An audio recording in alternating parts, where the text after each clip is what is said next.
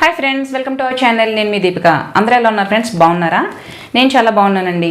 So ఈరోజు వీడియోలో mothers అందరికీ యూజ్ అయ్యే ఒక చిన్న టిప్స్ అయితే నేను చెప్పబోతున్నాను. సో చిన్నపిల్లల్లో మనం ఎక్కువగా డ్రై కాఫ్ అనేది చూస్తూ ఉంటాము. చాలామంది ఫేస్ చేసే ఒక ప్రాబ్లం అనమాట. మరి ఈ డ్రై కాఫ్ని చిన్న చిట్కా ద్వారా ఎలా తొలగించుకోవాలో మనం ఈ వీడియోలో తెలుసుకుందాం.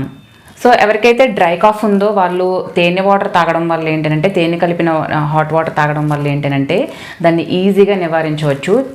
ఎవరికైతే డ్రై కాఫ్ ఉందో వాళ్ళు చిన్నపిల్లలు కానీ లేదంటే పెద్దవాళ్ళు కానీ ఎవరైనా యూజ్ చేయొచ్చు. అదేంటంటే ఒక గ్లాస్ వాటర్ తీసుకోండి, దాన్ని జస్ట్ నార్మల్గా గోరువెచ్చగా మనం తాగేలాగా వెచ్చగా చేసుకోవాలి, గోరువెచ్చగా చేసుకోవాలి. ఒక చిన్న గ్లాస్కి ఒక స్పూన్ తేనె అనేది కలుపుకోవాలన్నమాట. ఇలా ఒక చిన్న గ్లాస్కి ఒక చిన్న స్పూన్ తేనె అనేది కలుపుకొని మనం పడుకోబోయే ముందు అండ్ అలాగే పొద్దున్న లేచిన వెంటనే, ఈ రెండు పడుకోబోయే ముందు అలాగే పొద్దున్న లేచిన వెంటనే తాగడం వల్ల ఏంటంటే డ్రై కాఫ్ అనేది పూర్తిగా తగ్గిపోతుంది.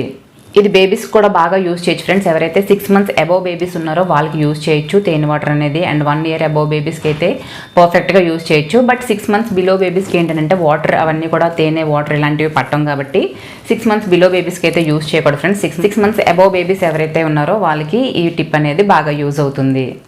సో ఇది ఫ్రెండ్స్, ఇలా హాట్ వాటర్లో కాస్త తేనె కలుపుకొని తాగడం వల్ల డ్రై కాఫ్ని అయితే చాలా వరకు మనం నివారించవచ్చు. మెయిన్ నైట్ పడుకునేటప్పుడే దగ్గు అనేది ఎక్కువగా అవుతుంది. సో నైట్ పడుకునే ముందు తాగడం వల్ల ఏంటంటే కాస్త రిలీఫ్ అనేది ఉంటుంది. బట్ వెంటనే తగ్గిపోతుంది అయితే నేను చెప్పను ఫ్రెండ్స్. బట్ వెంటనే రిలీఫ్ అనేది ఇస్తుంది మనకి. నైట్ పడుకునే ముందు తాగడం వల్ల మనకు కాస్త రిలీఫ్ ఉంటుంది.